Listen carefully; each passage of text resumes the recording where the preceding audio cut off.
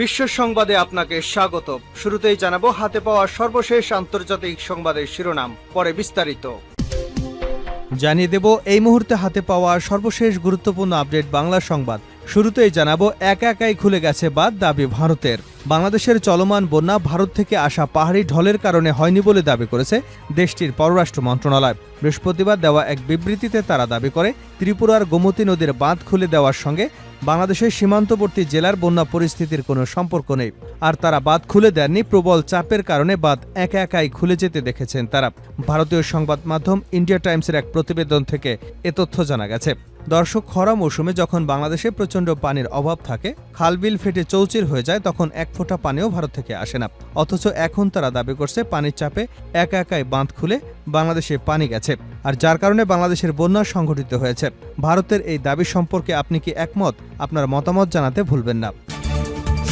এবারে জানাবো পাচার হওয়া টাকা ফেরত আনতে সহযোগিতার আশ্বাস সুইজারল্যান্ডের। সুইজারল্যান্ডে পাচার হওয়া টাকা ফিরিয়ে আনার ব্যাপারে বাংলাদেশ সরকারের যে কোনো উদ্যোগকে তারা স্বাগত জানাবে এবং সহযোগিতা করবে, এমন আশ্বাস দিয়েছে বলে জানিয়েছেন বিএনপির স্থায়ী কমিটির সদস্য আমির খসরু মাহমুদ চৌধুরী।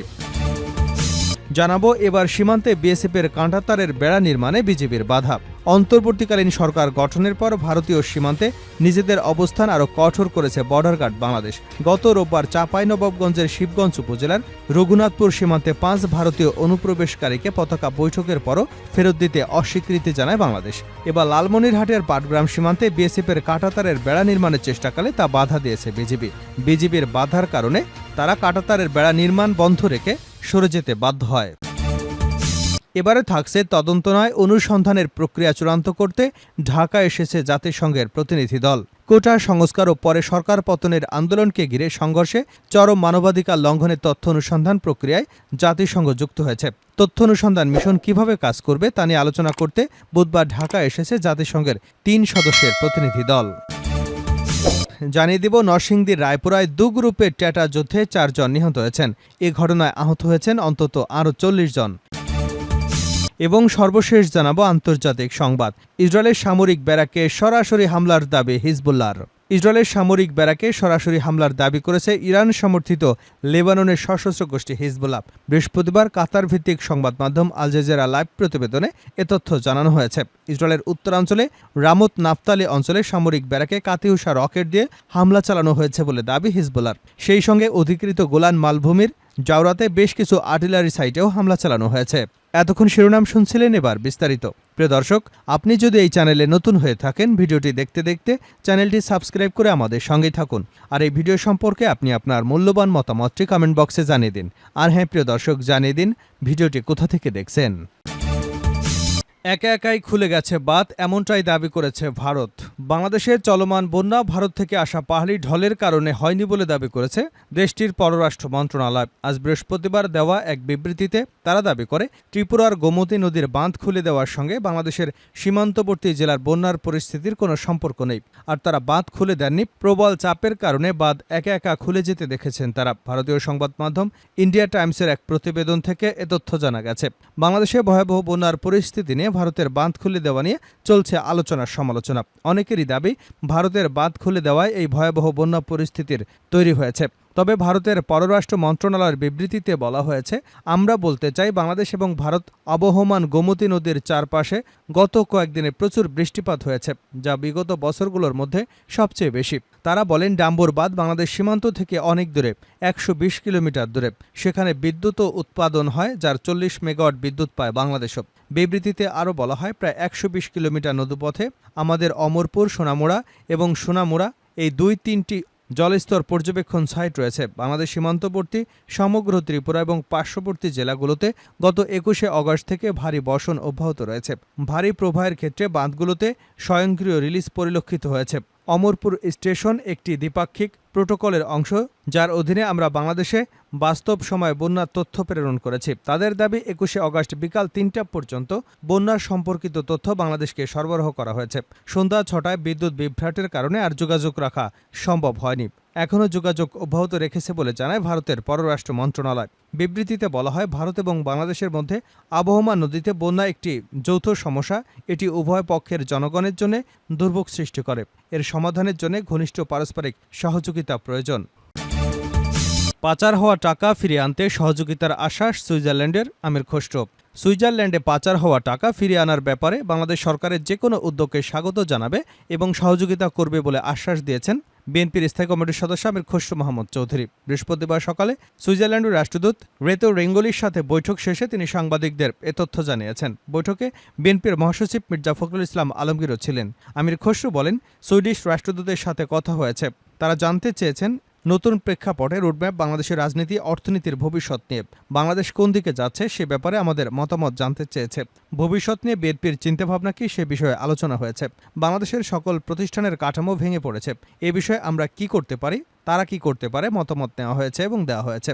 ধ্বংস হওয়া প্রতিষ্ঠানগুলো ট্র্যাকে এনে কিভাবে কার্যকরী করা যায় সে বিষয়ে আলোচনা হয়েছে। এ বিষয়ে সুইজারল্যান্ডে সহযোগিতা করবে বলেও আশ্বাস দিয়েছে। পাচার হওয়া টাকাগুলো ফিরিয়ে আনার ব্যাপারে আলোচনা হয়েছে জানিয়ে আমির খসরু বলেন, সুইজারল্যান্ড সরকারের পক্ষ থেকে বলা হয়েছে সরকার আগের অবস্থানে আছে। পাচার হওয়া টাকা ফিরিয়ে আনার ব্যাপারে বাংলাদেশ সরকারের যে কোনো উদ্যোগে তারা স্বাগত জানাবে এবং সহযোগিতা করবে। অন্তর্বর্তীকালীন সরকারের সময় নিয়ে আলোচনা হয়েছে কিনা এমন প্রশ্নের জবাবে তিনি বলেন, বিদেশি রাষ্ট্রদূতরা অন্তর্বর্তীকালীন সরকার নিয়ে আলোচনা করেন, জানতে চান। আমরা আগেও বলেছি বাংলাদেশের মালিক হচ্ছে দেশের জনগণ। একটু সময় নিয়েই অন্তর্বর্তীকালীন সরকার নির্বাচন দিবে। বাংলাদেশের জনগণ তাদের ভোটাধিকার প্রয়োগ করে তাদের জনপ্রতিনিধি নির্বাচন করবে। এটাই গণতন্ত্রের মূল ভিত্তি। বর্তমান সরকার একটি যৌক্তিক সময়ের মধ্যে তা করবে। এ বিষয়ে অন্তর্বর্তীকালীন সরকার বা অন্য কারোর সাথে দ্বিমত পোষণ করার কোনো কারণ নেই। অন্তর্বর্তীকালীন সরকারকে সে ব্যাপারে সহযোগিতা করে যাচ্ছি। এবার সীমান্তে বিএসএফের কাঁটাতারের বেড়া নির্মাণে বিজিবির বাধা। অন্তর্বর্তীকালীন সরকার গঠনের পর ভারতীয় সীমান্তে নিজেদের অবস্থান কঠোর করেছে বর্ডার গার্ড বাংলাদেশ বিজিবি। গত রোববার চাঁপাইনবাবগঞ্জের শিবগঞ্জ উপজেলার রঘুনাথপুর সীমান্তে 5 ভারতীয় অনুপ্রবেশকারীকে পতাকা বৈঠকের পরও ফেরত দিতে অস্বীকৃতি জানায় বিজিবি।